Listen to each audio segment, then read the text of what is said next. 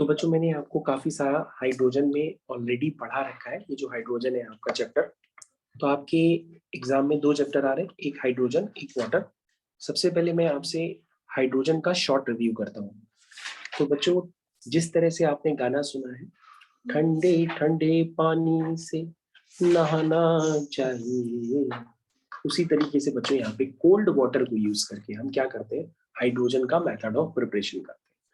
तो हाइड्रोजन के method of preparation के लिए मैंने आपको बच्चों इक्वेशन बताई थी कि कम से कम आप एक इक्वेशन जरूर याद रखिएगा। वो इक्वेशन है कि पोटेशियम की अगर हम वाटर से रिएक्शन करते हैं तो पोटेशियम हाइड्रोक्साइड बनता है और हाइड्रोजन गैस पापा पापा कहते हुए बाहर निकलती है। हाइड्रोजन गैस जब भी निकलती है तो पापा की आवाज आती है, क्योंकि हाइड्रोजन गैस हमेशा पॉप साउंड के साथ बाहर निकलती है। ठीक है, उसके बाद बच्चों यहाँ पर आप देख सकते हैं कि हाइड्रोजन गैस को बनाने के लिए आप सुबह उठ करके अपने पानी में पोटेशियम डाल देंगे तो भी हाइड्रोजन गैस बनके तैयार हो जाएगी। या आप जब आपका चल रहा हो सुबह नहाते समय गीजर, तो उसमें आप मैग्नीशियम डाल दीजिए तो आपके साथ तब भी क्या बन जाएगी, हाइड्रोजन बन के तैयार हो जाएगी। तो स्टीम की मैग्नीशियम से रिएक्शन होती है तो भी हाइड्रोजन गैस बनती है, पोटेशियम की वाटर से रिएक्शन होती है तो भी हाइड्रोजन गैस बनती है। बच्चों मेरे को पूरी उम्मीद है कि आप क्वेश्चन एग्जाम में गलत करके आएंगे, इसलिए मैं आपको दोबारा बता रहा हूँ कि जिंक की रिएक्शन सोडियम हाइड्रोक्साइड से जरूर आती है, और जिंक की रिएक्शन जब हम सोडियम हाइड्रोक्साइड से करते हैं तो क्या रिएक्शन बनता है, ये बनता है सोडियम जिंकेट। बच्चों सोडियम जिंकेट का नाम आते ही लोगों की नाक बंद हो जाती है, इसलिए याद रखिएगा कि सोडियम जिंकेट बोलना सीख जाइए और उसका फॉर्मूला होता है Na2ZnO2। उसी तरीके से बच्चों जब बीबी आती है, बीबी मतलब पीबी, पीबी का मतलब क्या होता है, लेड। लेड किसको पसंद है, पीबी को। तो लेड के पास जब सोडियम हाइड्रोक्साइड आता है तो क्या बनता है, सोडियम क्या बनता है, देखो बच्चों सोडियम प्लम्बाइट। बच्चों ऐसे लगता है कि नाम सुन के सोडियम प्लम्बाइट एक टॉफी का नाम है, लेकिन ऐसा लगता नहीं है कि ये टॉफी है। सोडियम प्लम्बाइट इसका नाम होता है और उसमें भी हाइड्रोजन गैस निकलती है। तो बच्चों मैं आपको गला फाड़ फाड़ के अभी फिर से बता दे रहा हूँ कि ये रिएक्शन एग्जाम में बहुत ही ज्यादा ये दोनों रिएक्शंस पूछी जाती है, तो बार बार आप इन 2 रिएक्शंस को रिव्यू जरूर करते रहिएगा, ठीक है। उसके बाद बच्चों मैंने बताया था कि बॉश प्रोसेस होता है। वैसे तो बच्चों बॉश एक टायर की कंपनी होती है, जितने भी गाड़ी की पहिए होते हैं उसमें बॉश लिखा रहता है, लेकिन बच्चों बॉश प्रोसेस भी होता है, इसको यूज करके भी आप क्या बनाते हैं, हाइड्रोजन गैस की प्रिपरेशन करते हैं। तो बॉश प्रोसेस को यूज करके आपको किस तरह से काम करना होता है, ये 3 स्टेप्स की रिएक्शन होती है, या आपकी कॉपी में भी लिखी है, बुक में भी लिखी है, इसको बिल्कुल प्रिपेयर कर लीजिएगा। और बच्चों ये तो मैंने आपको दिलो जान से बताया है, सोडियम जिंकेट और सोडियम प्लम्बाइट, इसको आप याद रखिएगा। इसके अलावा बच्चों ऑक्सीडेशन और रिडक्शन,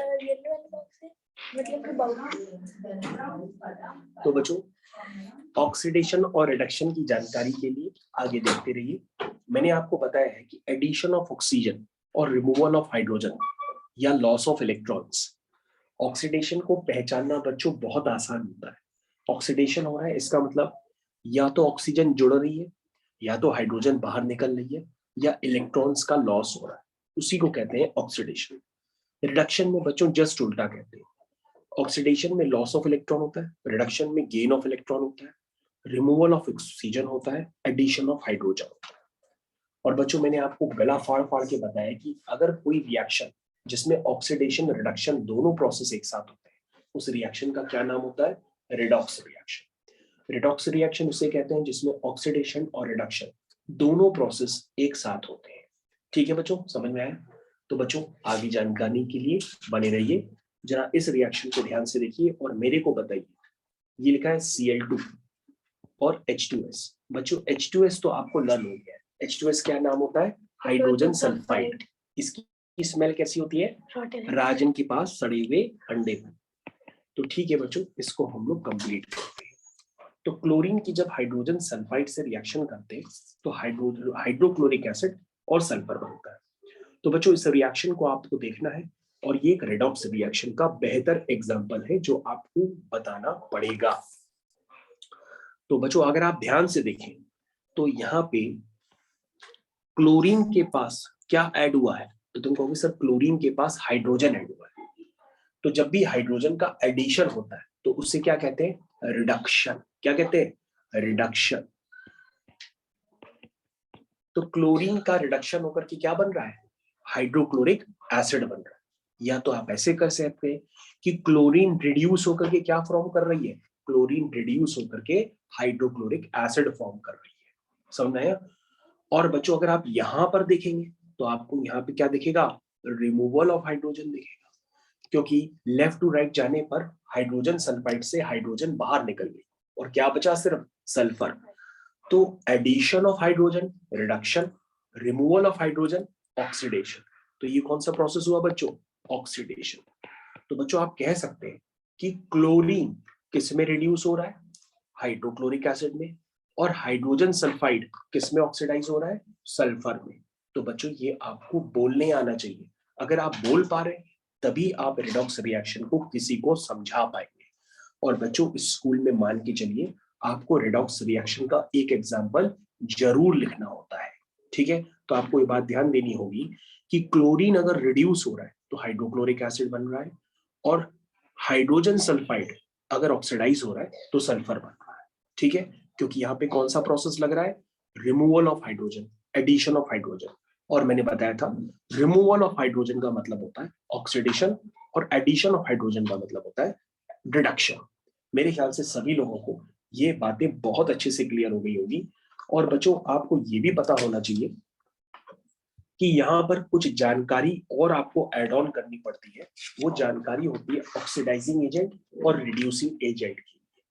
तो बच्चों मैं आपको ऑक्सीडाइजिंग एजेंट अलग से बता देता हूँ, अगर आपको पता है तो आप उनको बताएंगे हमसे पहले। कोई भी दो ऑक्सीडाइजिंग एजेंट्स का नाम बताइए।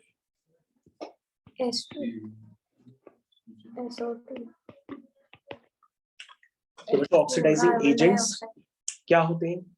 ऑक्सीडाइजिंग एजेंट्स आपके पास एग्जांपल में लिख देता हूँ। ऑक्सीजन है, क्लोरीन है, H2O2 है। H2O2 का नाम होता है बच्चों हाइड्रोजन पेरोक्साइड। क्या नाम होता है? Hydrogen peroxide. Concentrated H2SO4। तो बच्चों ये सारे एग्जांपल किसके हैं? ऑक्सीडाइजिंग एजेंट्स के। अब बच्चों रिड्यूसिंग एजेंट्स के भी एग्जांपल आपको पता होने चाहिए। रिड्यूसिंग एजेंट के एग्जांपल तो तुमको अक्सर रिड्यूसिंग एजेंट के एग्जांपल होते हैं hydrogen gas, carbon monoxide, sulphur dioxide, hydrogen sulphide. ये सारे एग्जांपल हैं। अब बच्चों आपको ये भी ध्यान देना होगा कि क्लोरीन किस में रिड्यूस हुआ था? हाइड्रोक्लोरिक एसिड में। तो क्लोरीन को रिड्यूस कराने वाला कौन था? Hydrogen sulphide. तो बच्चों जिसका रिडक्शन होता है उसका पड़ोसी होता है रिड्यूसिंग एजेंट। तो बच्चों रिड्यूसिंग एजेंट कौन है? ये याद रखना बच्चों, अगर आप भूल जाओ तो वो भी हम बता रहे हैं। जिसका रिडक्शन होता है उसका रिडक्शन कराने के लिए उसका जो पड़ोसी होता है वो जिम्मेदार होता है, इसलिए वो क्या होता है? Reducing agent. और जिसका ऑक्सीडेशन होता है तो उसका ऑक्सीडेशन कराने के लिए कौन जिम्मेदार होता है? उसका पड़ोसी। तो इसका पड़ोसी क्या हुआ? Oxidising agent. तो बच्चों ध्यान रखिएगा जिसका रिडक्शन होता है वो ऑक्सीडाइजिंग एजेंट होता है, और जिसका ऑक्सीडेशन होता है वो रिड्यूसिंग एजेंट होता है। तो याद रखना बच्चों एजेंट उल्टे होते हैं। तो जिसका रिडक्शन होता है वो खुद रिड्यूसिंग एजेंट नहीं बनता, उसके बगल वाला पड़ोसी रिड्यूसिंग एजेंट बनता है। और जिसका ऑक्सीडेशन होता है उसके बगल वाला ऑक्सीडाइजिंग एजेंट बनता है। तो बच्चों आपको रिड्यूसिंग एजेंट और ऑक्सीडाइजिंग एजेंट इसका पूरा ज्ञान होना चाहिए, और इसको कौन कौन यूज करते हैं वो भी मैंने आपको बता दिया। अब बच्चों हमारे पास यहाँ पर जो सबसे इंपॉर्टेंट पार्ट होता है वाटर के चैप्टर में, वो आपसे पूछा जाता है एग्जाम में 100%। याद रखिएगा पूछा जाता है सोल्युबिलिटी। याद रखिएगा सोल्युबिलिटी पे बेस्ड क्वेश्चंस आपको जरूर मिलेंगे एग्जाम में। तो आप वाटर के चैप्टर से सोल्युबिलिटी जरूर प्रिपेयर कर लीजिएगा, और इस चैप्टर में क्रिस्टलाइजेशन से रिलेटेड क्वेश्चंस भी होंगे, वो भी आप जरूर से जरूर प्रिपेयर कर लीजिएगा। मैं आपको सिर्फ बता रहा हूं कि आपकी चैप्टर जो है उसका नाम है वाटर। क्या नाम है? वाटर।